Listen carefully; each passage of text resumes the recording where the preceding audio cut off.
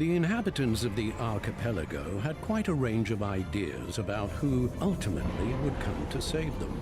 But even their gloomiest pessimists could never have imagined they'd be pinning all their hopes on a ridiculous old man. Undoubtedly, he was a spry old fellow for someone so clearly beyond his expiration date.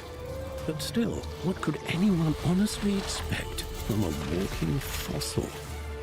Maybe he'd pester everyone with endless questions, or trace his finger across his maps, which are no less ancient than he.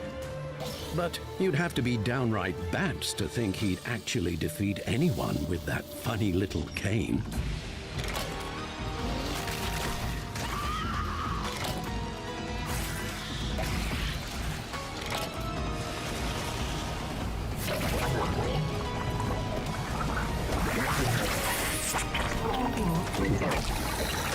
Of course, one can blindly hope that certain creatures might rather choose to withdraw, if only out of immense respect for the age-old wisdom of the venerable reanimated museum exhibit.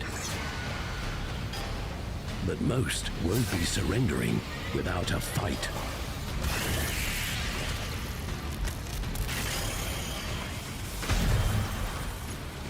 On the other hand, isn't that how every ancient geezer recounts the story of his life? Dramatic, fantastic, as if every trivial excursion were transformed into a series of trials, and every new day brought inevitable pain?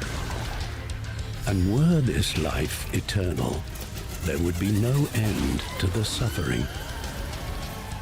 It's true what they say. Some people get so old, they simply forget to die.